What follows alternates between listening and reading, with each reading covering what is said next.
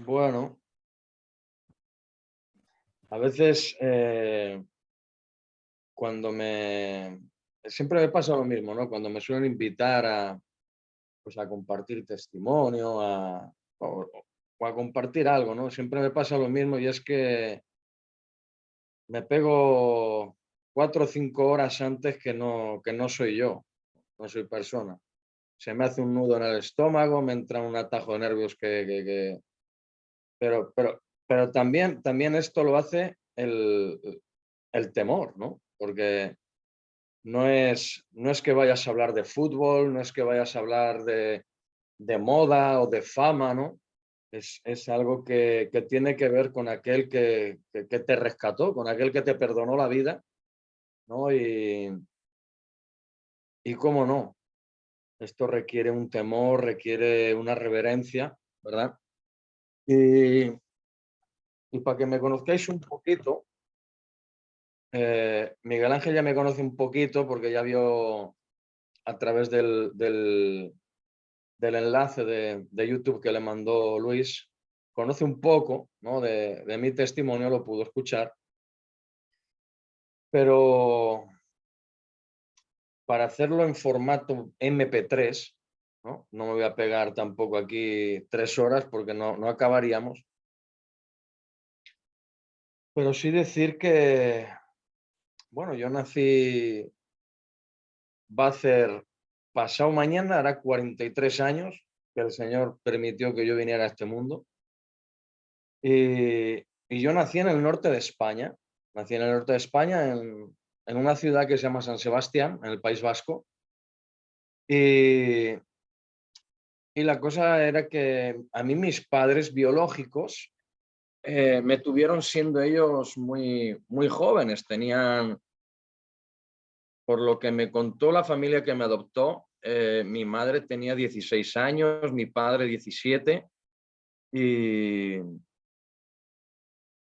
y por lo que yo, el vago recuerdo que tengo de lo que me contaron a mí de chico, eh, yo es que los 5 primeros meses de vida que los pasé en un hospital, los pasé en el hospital donde nací, ¿no? Y la verdad que los pasé en el hospital donde nací porque mis padres biológicos, siendo tan jóvenes de edad y estando estudiando, pues tampoco me podían mantener. Entonces decidieron darme en adopción, ¿no? Y gracias a Dios que fue así, porque en aquella época, los años 80, escuchabas un montón de noticias de que si niños abandonados en tal sitio, que si niños tirados en contenedores en otro lugar. O sea, esto estaba de aquella época, estaba al orden del día, ¿no? Y gracias a Dios que se le ocurrió a esta joven pareja, pues mira, no nos podemos hacer cargo nosotros, que se haga cargo otra persona, ¿no? Y, y he de decir que estando en el hospital mismo, yo allí, eh, yo era intolerante, ¿no? a la lactosa. Yo cogí, ahí en el hospital cogí la salmonelosis y la salmonelosis para un bebé en aquella época era una enfermedad mortal, o sea, era algo que si lo contabas era un milagro ya, o sea, porque ni la medicina de aquella estaba tan avanzada como a día de hoy para poder hacer frente a una situación así, ¿no? Y, pero bueno, se ve que Dios tenía otros planes. Y bueno, la verdad que la familia esta que me adoptó en un principio, pues bueno, bien, aparentemente todo iba bien, todo funcionaba, hasta que, bueno, yo recuerdo teniendo 4 años de edad, cosas así, yo estaba, pues lo típico, ¿no? Eres un niño pequeño, eres casi un bebé y, y bueno, lo típico, después de comer, pues te vas a echar la siesta o bien con tu padre, bien con tu madre, después, ¿no? Te echas un rato a dormir, ¿no? Y, y la cuestión que es que yo me eché a dormir con mi padre, la siesta después de comer, y mi madre estaba trabajando. Ahora, ¿cuál fue mi sorpresa? Que después que yo despierto, lo típico, ¿no? Yo quería jugar y todo esto y voy a despertar a mi padre y, y papá, papá, papá y papá no se movía, papá no se movía. O sea, eh, yo no entendía nada, cómo es que yo llamaba a mi padre y mi padre no me respondía, pero yo sí sabía que algo estaba ocurriendo. Yo sí sabía que algo estaba ocurriendo y que no era normal. Entonces, yo de aquella tenía 4 años, no entendía, pero sí, yo me acuerdo que estuve llorando como una magdalena porque mi papá no me respondía. Y yo recuerdo que llegó mi madre de trabajar, me encontró así hecho un cuatro, sentado en la puerta de la casa, llorando y ¿qué es lo que pasa? Y yo recuerdo que yo le decía a mi madre, papá, papá, papá, papá, y "Pero, ¿papá qué, no?". Ya fue a la habitación mi madre y se encontró pues eso, que mi padre había fallecido, mi padre murió. Entonces, a mí esto fue algo que me dejó bastante marcado, ¿no? Claro, eh, echa cuenta, ¿no? Un niño que va a dormir con su padre a la siesta y va a despertar a su padre y su padre ni se mueve. Pues claro, esto a mí me dejó un poco marcado, pero la cosa no acaba ahí. Luego, 2 años más tarde, mi madre vuelve a tomar matrimonio con otro hombre y este hombre, bueno, a- era agente comercial y, pero tenía un problema este hombre. Este hombre era alcohólico y la verdad que, dado el trabajo que él tenía como agente comercial, él pasaba de lunes a viernes toda la semana fuera de casa y llegaba los viernes a casa, pues como llegaba, ¿no? Llegaba a las tantas de la noche, llegaba borracho, perdido, llegaba ebrio y con lo que ello conlleva, ¿no? Nos levantaba de la cama a todos a golpizas, ¿no? O sea, y todo esto fue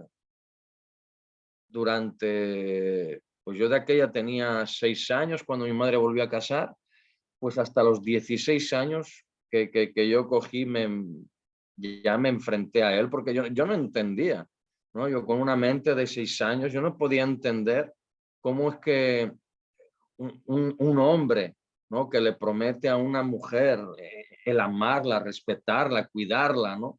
Todos los días de su vida hasta que la muerte los separe, y yo no podía entender cómo era capaz de coger y levantarle la mano, ¿no? Ya no miraba yo tanto por mí, porque a mí al fin y al cabo, mira, me daba igual, pero mi madre, ¿no? Y, y así estuve viviendo en este tipo de situación, ya te digo, pues 10 años hasta que cogí y, bueno, me puse en mi sitio, que yo creía que era mi sitio, y me enfrenté a mi padre, llegamos a las manos y con 16 años cogí yo y me fui de casa, me fui de casa. Y me fui de casa y con todo lo que esto conlleva. Claro, empiezas a conocer cierto tipo de ambientes, cierto tipo de gente, cierto tipo de situaciones y sí es verdad que yo he llegado a situaciones que dirías tú es de echarse las manos a la cabeza, ¿no?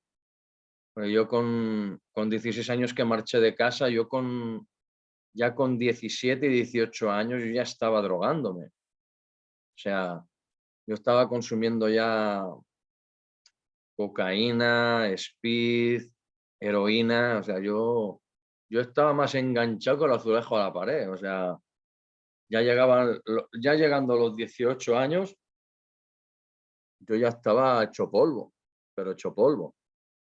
Y la verdad que, claro, uno pudiera decir, no, es que las compañías, no es que la gente con la que te has juntado, no es que... Y, y, y, y es verdad, a veces todo esto influye, ¿no? Todo esto influye. La gente con la que te rodeas, el ambiente en el que has vivido, pero como yo siempre digo, ¿no? O sea, yo no he nacido, y yo creo que aquí nadie ha nacido con un paquete de tabaco bajo el brazo. Aquí nadie ha nacido con un fardo de cocaína debajo de la cama, ni ha nacido con una botella de tequila, ¿no? Debajo de la cuna. O sea, uno no ha nacido en estas condiciones. Entonces, el problema está en que cuando uno vive situaciones, ¿no? En este sentido, ya quizá como las que he vivido yo o peores, no lo sé, ¿no? Pero sí es verdad que en esta búsqueda de buscar tu sitio, de buscar tu lugar, de alguna forma buscar fuera de casa lo que en casa no tenías, ¿no? Como era el sentirse amado, el sentirse querido, el sentirse atendido en cierta manera, ¿no? Eh, Me ha llevado a pegar tumbos de aquí para allá a tal punto que ya no es que solo consumiera drogas, sino que ya traficaba con ellas. O sea, ya vendía drogas y vendía drogas no solamente a gente normal y corriente, ¿no? En mi barrio, sino que cómo es también el mundo, nuestra carne y el pecado que, que te lleva incluso a sitios que nunca hubieras imaginado, ¿no? O sea, yo llegué a vender drogas en pubs, en discotecas y en lugares de ambiente, ¿no? Cuando, cuando hablo de ambiente, me vengo a referir a discotecas y lugares de alterne donde hay gente gays, homosexuales, transexuales, travestidos, gente de esta clase, ¿no? O sea, y yo me he movido en ese ambiente, o sea, y eran, por decirlo de alguna forma, eran mis mejores clientes, por así decirlo, ¿no? Eran los que mejor me compraban, los que gran cantidad me compraban, y, y llegó mi estado, llegó a ser tan caótico y tan desastroso que, para mi vergüenza lo digo, yo llegué hasta incluso dudar de mi identidad sexual como persona. O sea, yo ya no sabía si era un hombre, si era una mujer, si era un hombre en un cuerpo de, una mujer en un cuerpo de hombre, si era no tenía ni idea, ¿no? De quién yo era, la verdad. Estaba tan confundido y tan perdido que ni siquiera sabía apenas ni cómo me llamaba. O sea, sabía que me llamaba David porque lo ponía en el carnet de identidad, no por otra cosa. O sea, yo andaba totalmente ennortado.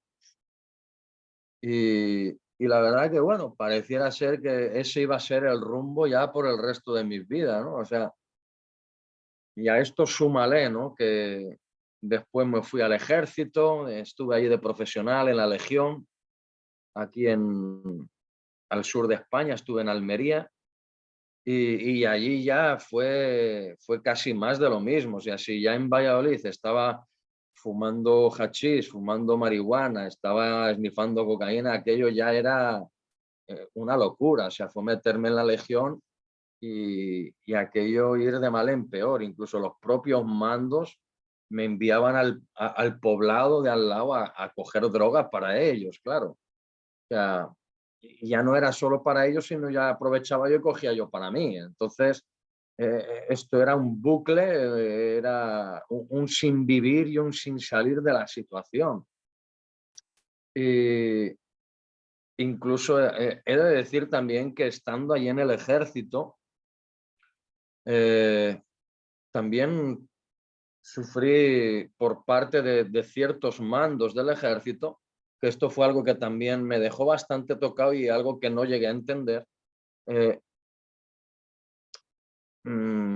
Sufrí por manos de algún que otro mando del ejército, sufrí abusos sexuales también. O sea, eh, y yo no entendía. Ya tenía yo 18 años, 19, como quien dice, recién salido del cascarón, empezaba a volar, entre comillas, y, y no podía entender cómo es que padres de familia, hombres con su futuro ya establecido, teniendo una mujer, teniendo hijos, ¿cómo es que podían llegar a ser capaces de hacer semejantes atrocidades? O sea, no me daban las cuentas, ¿no? Digo, pues esto cómo es posible, ¿no?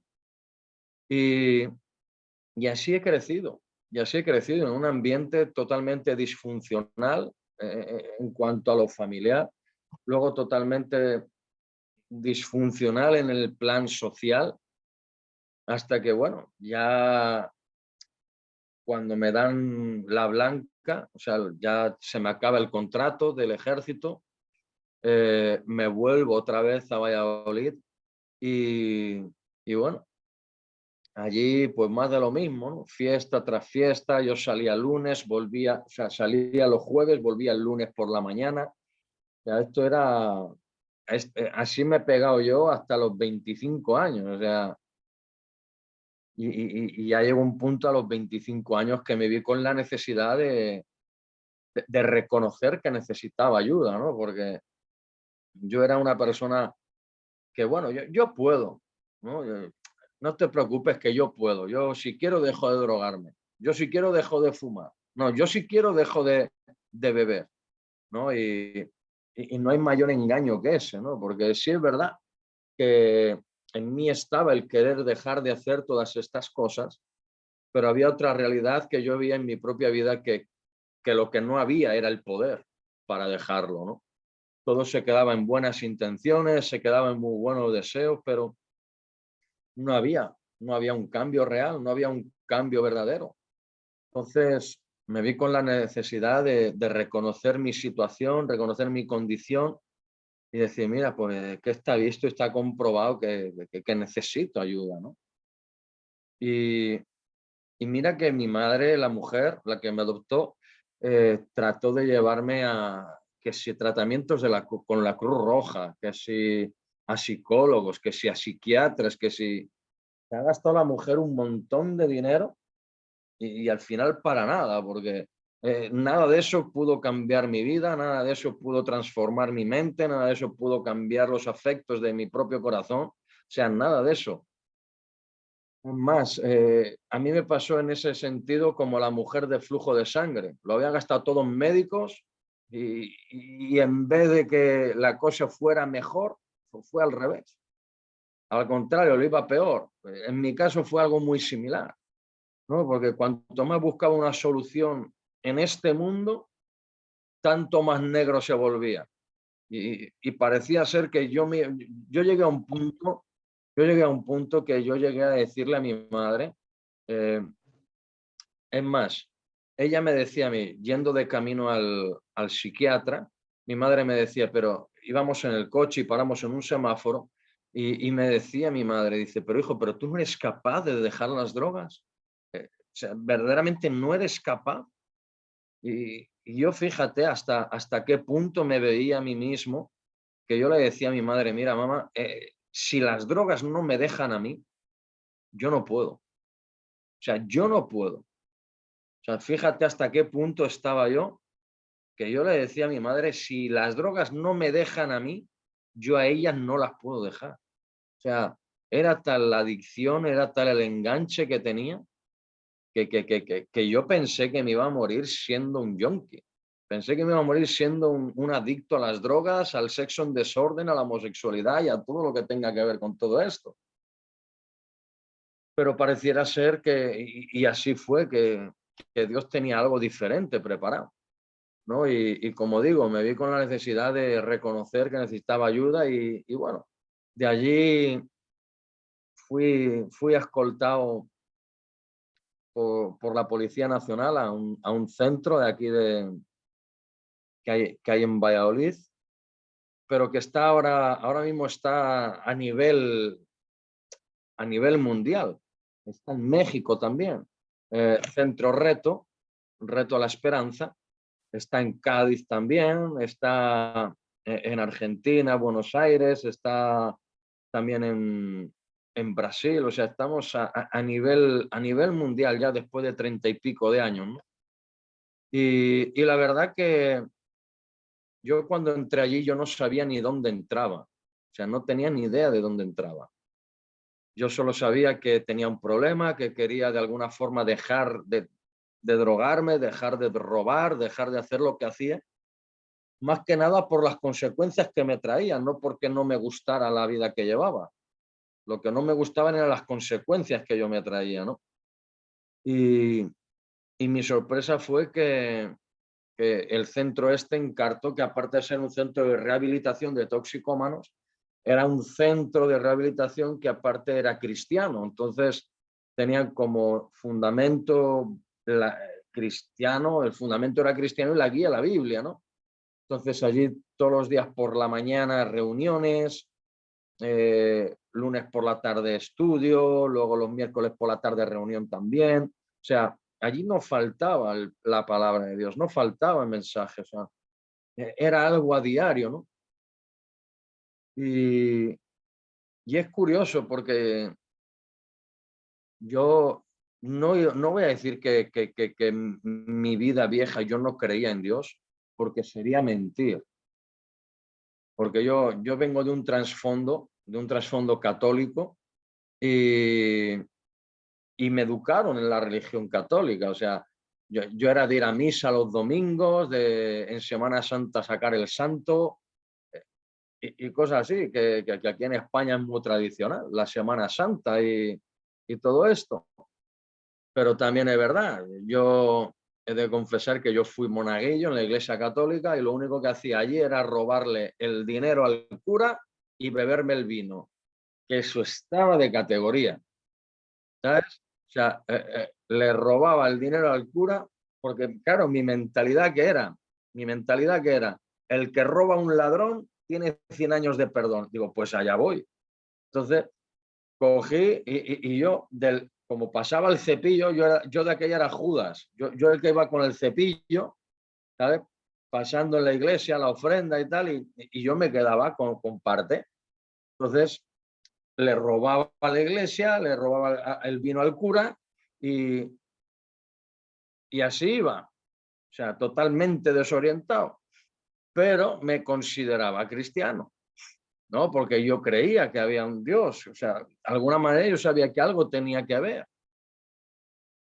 Pero bueno, el Dios que me presentaron verdaderamente antes de entrar en reto y de entrar en este centro, no era el Dios que luego conocí, porque sí es verdad que en cierta manera en el sitio donde yo estuve había gente que habían pagado cárceles por muertes, por asesinatos, por violaciones, por de todo, ¿no? Y yo me acuerdo una vez no se me olvidará en la vida, un chaval, este era de Málaga, era un armario empotrado, 2x2, ¿sabes? Era un armario empotrado, había salido de la cárcel hacía pues 4 o 5 años y había entrado en el centro y me decía, dice, mira David, dice, igual no te lo vas a creer, dice, pero te voy a decir algo, dice, todo lo que veas de bueno en mi vida, ese es Dios. Dice, ese es Dios.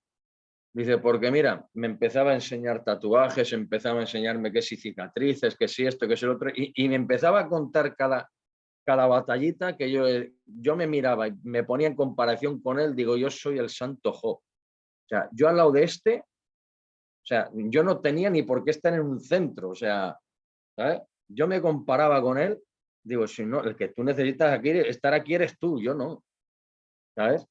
Pero era verdad una cosa que a mí me decía, oye David, mira, si en verdad tú quieres cambiar de vida, ten en cuenta que no va a ser ni por tus fuerzas, ni va a ser a tu manera, ni por tu propia capacidad. O sea, a menos que Dios haga un milagro en tu vida, a menos que Dios haga un milagro en tu vida, esto no va a ser posible. Y claro, yo me quedé un poco flasheado, digo, ¿qué me estás contando, tío? O sea, que yo he venido a curarme de las drogas, yo no he venido ni a buscar a Dios, ni a pedir perdón a nadie, ni a ponerme en paz con nadie, yo he venido a dejar las drogas, ya está, punto. O sea, no me venga a comer la cabeza, ¿sabes? Sí, yo creía en Dios a mi manera y todo esto, pero ya está, como cualquier persona católica que podía estar por la calle, ¿no? Tenían un Dios de domingo, van a la iglesia el domingo y luego por la semana viven como el mismo diablo. Pues igual era yo, ¿no? Entonces, sí es verdad que llegó un momento en que, como la misma palabra dice, ¿no? En Romanos 10:17, que la fe viene por el oír y el oír por la palabra de Dios, ¿no? Y era tanto escuchar la palabra, tanto escuchar el Evangelio, que llegó un punto a mi vida en que Dios me hizo ver por medio de la predicación del Evangelio que mi vida toda, no es que estuviese mal. Mi vida toda no es que estuviese de alguna forma, digamos, en desorden, ¿no? Que con unos retoques aquí, unos retoques allí podría arreglarse, no. O sea, Dios de alguna forma me hizo ver por medio de la predicación del Evangelio y por medio de ver a Jesús crucificado, ¿no? Que mi vida toda era un atentado contra el carácter y la santidad de Dios. ¿Por qué? Porque toda mi vida, todo lo que yo anduve liado, todo lo que yo anduve embarcado, o sea, sí es verdad, yo hice daño a mi familia. Es verdad que yo traicioné la confianza de mi madre, la confianza de mis hermanos, pero de alguna forma había traicionado a alguien más grande que ellos. Y era aquel que me creó. Y era aquel que por su gracia y misericordia estaba permitiendo que yo viviese a causa y a pesar de la vida que llevaba, ¿no? Y, y es verdad que a veces miras atrás y dices, pues wow, ¿no? Vaya obra, ¿no? Que Dios ha hecho en mi vida. Pero esto apenas solo es el comienzo, ¿no? O sea, porque sí es verdad que Dios fue que tocó mi vida en el año 2005. En el año 2006 Dios permitió que me bautizaran pues desde el 2005 para acá que llevo caminando con el Señor y la verdad que problemas no me faltan, situaciones tampoco, pero sí de alguna forma he aprendido a lo que antes no hacía, ¿no? Que era buscar en Dios la salida a los problemas. Porque antes era muy fácil, tenía un mosqueo con mi madre, portazo y a por un gramo, ¿no? Y a lo mejor tengo un pequeño mosqueo con alguien o un enfado con alguien, pues mira, ahora cojo, me voy a orar, me pongo a leer la Biblia y de alguna forma, mira, Señor, trata con mi corazón porque sé que lo que sale de ahí no es nada bueno, no es nada bueno, ¿verdad? Y si a mí había algo que a mí verdaderamente me llevó a ponerme, ¿no? De rodillas delante de Dios, es que Dios me convenció, ¿no? Por medio de su Espíritu Santo, ya no solamente que mi vida era un atentado contra su carácter y su santidad, sino que Dios de alguna manera eh, ya no es que aborreciese el pecado en sí, sino que si yo seguía en esa línea, me estaba aborreciendo a mí también. Claro, tú te pones a pensar y tú escuchas ahora mensajes por las redes sociales y dices tú, y yo he escuchado esto, ¿no? De que Dios ama al pecador, pero aborrece el pecado. Y esto puede sonar bien a primera instancia, puede sonar bien que Dios aborrece el pecado, pero no al pecador. Pero a mí lo que me llevó verdaderamente a quebrantarme y a ponerme delante de Dios, y lo voy a leer es en el Salmo 5:5, porque fue algo que a mí como dicen por allá en Latinoamérica, me movió los pies del tapete, ¿sabes? Me sacó de mi sitio. Y el Salmo 5:5 dice lo siguiente. Dice, los insensatos no estarán delante de tus ojos. Dice, aborreces, odias a todos los que hacen iniquidad. Entonces, de alguna forma, Dios, por medio de su Espíritu Santo, me convenció que no solamente aborrecía el pecado, sino que me aborrecía a mí que lo estaba practicando. Entonces, y hay otro salmo también, el Salmo 7, el versículo 11, que viene a decir lo mismo, ¿no? Que dice, Dios es juez justo y está airado contra el impío todos los días. El verso 12 dice, si éste no se arrepiente, ¿verdad? Entonces, de alguna forma, Dios, por medio de la predicación del Evangelio, por medio de la Escritura, ¿verdad? Y del Espíritu Santo trajo convencimiento a mi vida. Ya no solamente, vuelvo a repetir, de que mi vida era un atentado contra el carácter y la santidad de Dios, es que si Dios no me daba la gracia de arrepentirme, yo me iba a pasar una eternidad en el infierno. O sea, yo iba a estar ardiendo por toda una eternidad. Yo iba a estar viviendo en un grado superlativo lo que viví en el mundo de las drogas, lo que viví estando de espaldas a Dios. O sea, si de alguna forma Dios no me hubiera dado la gracia de poderme haber vuelto a Él, si Dios no me hubiera dado la gracia de haber visto mi condición, mi situación delante de Él, por seguro que no estaría hablando de lo que estoy hablando ahora. Eso por seguro. Y es más, quiero leer solo una cosa aquí en la carta a Tito, y esto es algo que a mí me ha ayudado a entender un poco más el hecho de que mi vida haya cambiado, no ha dependido de mí, no ha dependido de mí. En la carta de Tito y en el capítulo 3, ¿dónde estás? Tito 3, 5.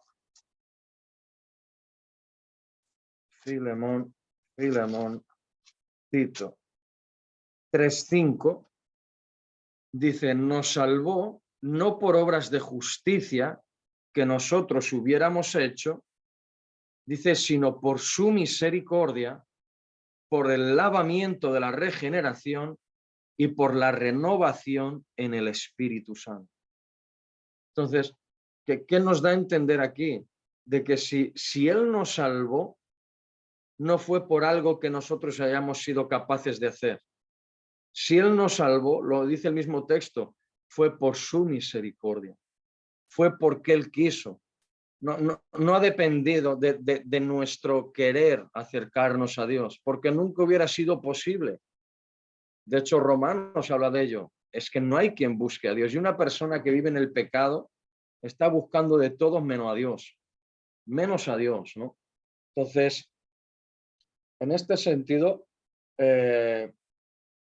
esto es un poco a grosso modo, ¿no? Y dando unas pinceladas por encima, ¿no? Lo que fue mi vida y lo que gracias a Dios, pues, está siendo, ¿no?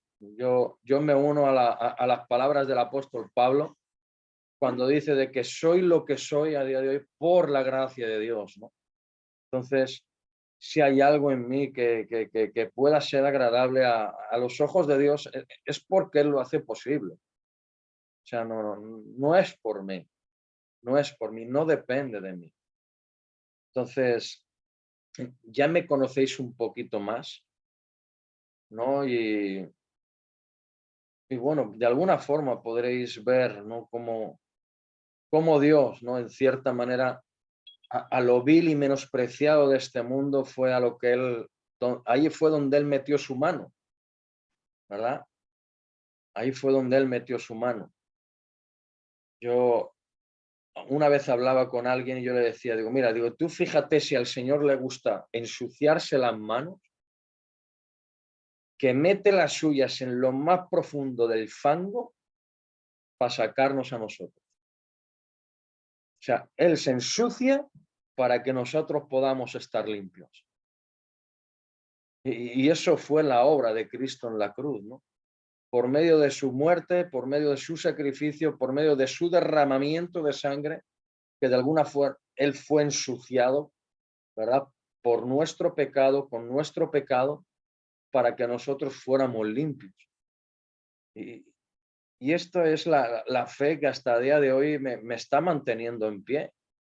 No exento de problemas, ya digo, no exento de situaciones, pero sí es verdad que, como siempre digo, soy una persona que me gusta decir que vivo en esta tierra, vivo en este mundo, vivo con los pies en el suelo, pero a la vez con la mirada en el cielo, ¿verdad? Es que es la única manera, es la única manera en que un creyente, en que un cristiano, sea hijo, sea hija de Dios, pueda llevar una vida como a Dios le agrada, con los pies en el suelo, pero con la mirada en el cielo, ¿sabes? Entonces, yo creo que esto es un poco, ¿no? Lo que tengo para compartir hoy con vosotros, ¿no? Así a grosso modo ya conocéis un poquito, ¿no? De lo que he vivido, ¿no? De donde Dios me sacó y, y bueno, y a día de hoy lo que está haciendo, ¿no? A día de hoy puedo decir que gracias a Dios estoy felizmente casado con mi esposa, vamos a hacer 6 años, 6 años. Es que tengo la chuleta aquí detrás, la tengo ahí, 6. Yo tengo la memoria como un pescado, ya te digo, tengo la memoria de un pez. Yo leo algo, a los 3 segundos me olvido y necesito a veces que me recuerden las cosas. Tú fíjate cómo fue la cosa que el día que nos casamos, ese sí me acuerdo, porque es una fiesta señalada aquí en España y la cogí por eso, el 7 de julio, que es San Fermín, ¿sabes? El día del encierro de los toros, ahí en Pamplona. Lo cogí el 7 de julio para que no se me olvidara, ¿sabes? Pero ahora no me digas cuántos años llevaba, porque la tengo aquí que me ha dicho 6. Si no, iba a decir 7 ya, imagínate, o sea, ¿sabes?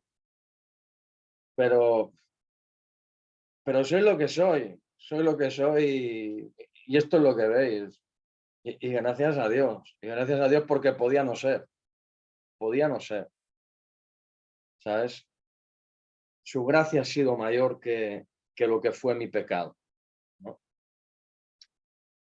Entonces, no sé si tenéis alguna preguntilla por ahí, algo que, no sé, porque siempre surgen preguntas, ¿no? Surgen cosas. Cada vez que hablo con gente y doy mi testimonio, siempre, oye, ¿y cómo es posible o cómo pudiste enfrentar esto? ¿Cómo? Bueno, a veces surgen todo este tipo de cosas, ¿no? Entonces, no sé, estoy abierto a lo que sea, a lo que sea.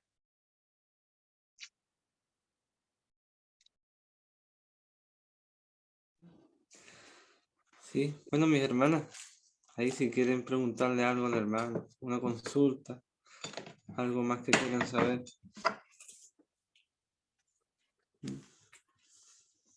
Hermana Isabel. ¿Qué tal, hermana Isabel? No hay palabras de ver lo que Dios es tan maravilloso.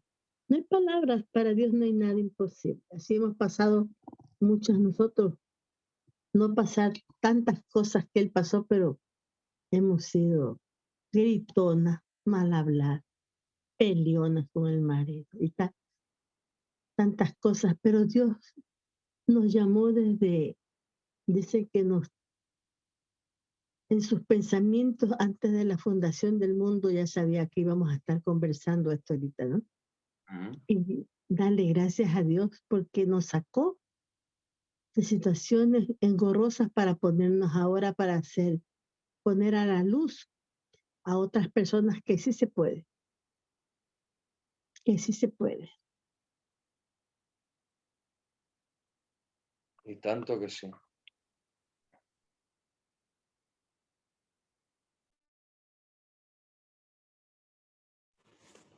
Amén, hermano,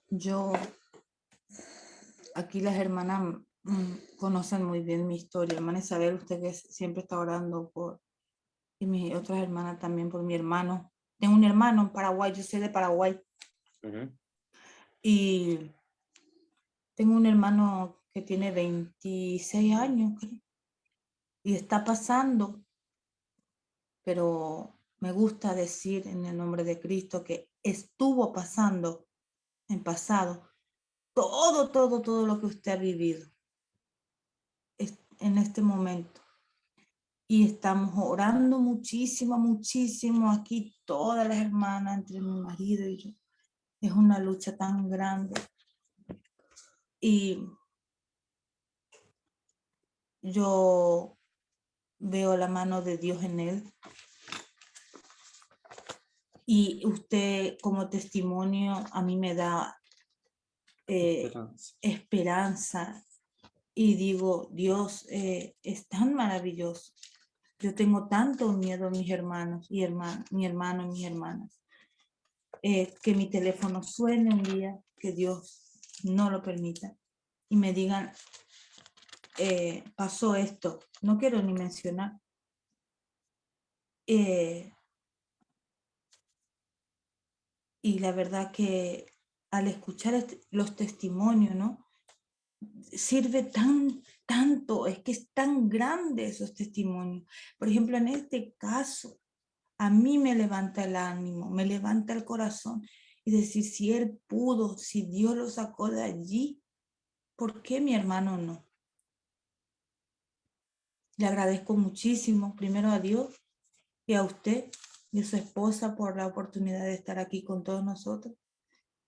Y espero alguna vez sentarme aquí y contarles, sí, hermano, bueno, mi hermano se va a juntar hoy con nosotros en el Zoom y que cuente así como usted su testimonio. Porque la oración... Llegará el día. Amén. La oración lo ha salvado de tantas cosas ya, de la misma mano de la muerte. Y aquí mis hermanas lo saben todos. La oración es muy poderosa. Y nos queda muchas veces, en mi caso, que él está tan lejos de mí, entregárselo al Señor, orar y orar y orar, porque no puedo hacer nada. Ni decir voy a meterlo a un centro obligado porque es peor. Pero bueno, gracias a Dios esto es como un chute de energía para decir, wow, Señor. ¿Cómo se llama él? Se llama Javier, Raimundo Javier. Sí. Vale, más que nada para saberlo, para estar orando por él. Sí, hermano. Usted recuerde, si no se acuerda el nombre, pues el Señor lo sabe todo. Y... me gusta apuntarme las cosas. No me olvidaré porque se llama igual que mi segundo padrastro. Ay, entonces no me olvidaré. Oh, no. Oh. Pues la verdad que hermanos, él tiene una historia muy... Es un libro aparte, pero si me voy a poner a contar yo esto, no. Esto para mí esta noche me sirve para decir, bueno, seguimos con la oración y él va a salir de esto, sí, de la mano de Cristo, de Dios, porque Él es el único, la verdad. Amén, hermano, y gracias. Gracias, Dios. A mí me impresiona su testimonio, hermano. Gracias por estar aquí, porque algunas veces, bueno, Dios dispone el corazón de cada uno, ¿no? Y usted le dio le puso que sí, que esté aquí compartiendo aquí con las hermanas, con nosotros su testimonio, la palabra que trajo. Pero le quería compartir un versículo, mira que es tan importante, ya seguro que usted lo conoce, en Juan 6:44, ¿no? Ajá, lo conoce, ¿no? Sí. Que dice, ninguno puede venir a mí si el Padre que me envió no le trajera, y yo le resucitaré en el día postrero, ¿no? Yo conocía este versículo, pero no sabía dónde estaba, hasta buscando, preguntándolo, hasta en internet, porque no lo ponía tal y como era. Sabía que existía, pero no lo buscaba en internet tal cual, hasta que me lo dijo un hermano. Pero es tan importante hasta dónde llega este versículo, que es el Padre el que nos trae, nos prepara el corazón, ¿no? Él es el que nos prepara y nos trae a Jesús, para que Él nos salve. Es el Padre el que nos trae, ¿no? Y nosotros, ¿quiénes somos para que Él nos traiga, ¿no? Porque hay un salmo que dice, cuando veo tus cielos, obra de tus dedos, la luna y las estrellas que tú formaste, digo. Salmo 8. Salmo 8, 3, 4, sí. ¿Qué es? Tiene memoria, hermano. No, dice que no tiene, pero sí tiene. Tengo memoria para lo que quiero. ¿Qué es el hombre para que tenga de él memoria? Dice. ¿Qué es el hombre, no? Con todo lo que hay, pero se acuerda de nosotros. Se acuerda de nosotros.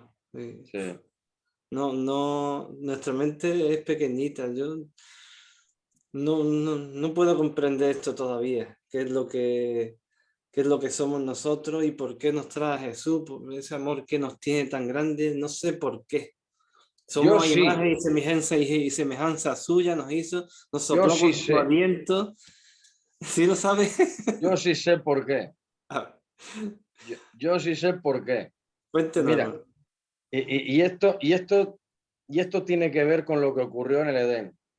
Tú fíjate que Dios creó al hombre a su imagen y semejanza, ¿sí? Y los creó perfectos. Mm, Ahora, cuando entra en escena, como digo yo, el mucho orejas, vestido de serpiente, ¿eh? Ahí es cuando se empieza a liar todo. Ahí es cuando la creación de Dios, que él llama que el ser humano es la corona de la creación, ¿vale? Cuando el ser humano le da lugar al diablo, ahí ya se echa todo al traste, se echa todo a perder. Entonces, párate a pensar por un momento si Dios, habiendo creado al ser humano, al hombre, a la mujer, conforme a su imagen y semejanza, dijo que era bueno en gran manera, no cree que el motor que le mueva a querer restaurar lo que un día se perdió no sea el amor que tiene hacia sus criaturas. claro. O sea, de alguna forma, él no sé por qué, ahora sí sé por qué, porque Dios ama su creación, Dios ama su criatura. Dios de alguna forma trata de restituir y restaurar lo que un día, por culpa del enemigo, el hombre cedió, sucumbió a la tentación y rompió. Entonces, Dios, por su gran amor, ya lo dice, con que nos amó, por su gran amor con que nos amó, envió a Cristo. Precisamente por esto, para que se pueda reconciliar el hombre consigo mismo, con Dios. ¿Sabes? ¿Por qué? Por ese gran amor. Cuando veo los cielos, obra de tus manos, y digo, ¿qué es el hombre? Es verdad que no somos nada. ¿Pero por qué lo hace? Por puro amor. Por puro amor. Por eso lo hace. Entonces, cuando te venga a la mente, es que no sé por qué Dios hace estas cosas, por qué Dios tuvo que fijarse en mí, qué tengo yo que no tengan otras personas. Seguramente no tengamos nada especial, no tengamos nada que al Señor le atraiga más que otras personas, pero de alguna forma Dios en su gracia, en su soberanía, se ha fijado en ti, se ha fijado en mí, pero no porque tú y yo seamos mejores que otros, sino porque Dios aún escoge para unas cosas, en este caso para salvación y para propagación del reino de Dios, y a otros los tiene en la oscuridad, como dice la Escritura, y Él sabrá por qué. Ahí ya no me voy a meter yo. ¿Sabes? Eso son cosas del Señor. Ahí ya no me voy a meter yo. Pero cuando te vuelva a venir, no sé por qué, ahora sí sabes, porque el Señor me amó. Y como el Señor me amó y sigue mostrándome su amor, dándome vida cada día, ostras, es que es lo que le mueve al Señor. Dios es amor y por ese amor es que Él hace con nosotros lo que hace y por nosotros lo que hace. Lo que le mueve a Dios en su corazón es el amor que tiene por su creación y por sus criaturas, especialmente por los seres humanos, porque somos, de alguna forma, una vez escuché a un predicador decir de que el mundo es el teatro donde Dios quiere replegar su gloria. El mundo es el teatro donde Dios quiere desplegar su gloria. Entonces, ¿cómo la va a desplegar? Por medio de hombres y mujeres que Él rescató, por medio de hombres y mujeres que Él ha salvado, que Él ha redimido. ¿Por qué? Porque los amó en primera instancia. Entonces, ahí tenemos una responsabilidad como cristianos también. Somos portadores de la gloria de Dios. No es poca cosa, ¿eh? No es poca cosa. No es poca cosa. Amén, hermano. Mm. A ver, la hermana Margarita, el hermano Ramón, la hermana Aida o la hermana Aris. Uy, ¿Tienen no, algo que yo le iba a decir compartir, algo. preguntar, hermano?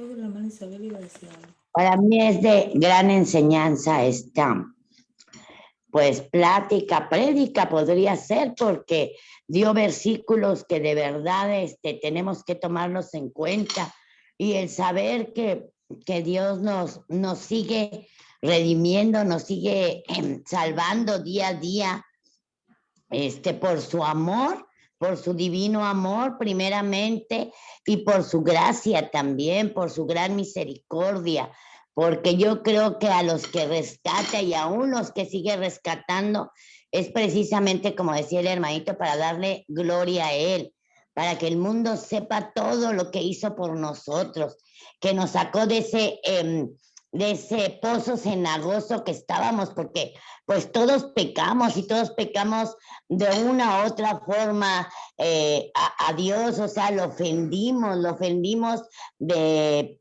pecado de omisión, de todo tipo de pecado, y como decía el hermano, ¿no? Nos aborrecemos nosotros mismos por haberlo hecho, como dijo, no me acuerdo si fue Pablo el que dijo, que ahora que te conozco me aborrezco por todas estas cosas, pero Dios nos ama tanto que nos hace sentir importantes, porque la Biblia dice que somos sus coherederos y herederos, y que Él nos va a dar coronas para poderlas poner a sus pies. Qué maravilloso es eso, esa es nuestra meta, o sea, hablar a la gente, como dice, rescatar almas, hablarles de las maravillas que ha hecho Dios con todos nosotros, así como el hermano. Fue maravilloso lo que Dios hizo en él, lo que Dios lo rescató, y que ahora es totalmente hijo de Dios, y le doy gloria a Dios por eso, y le doy gracias infinitas por habernos sacado a cada una de nosotros.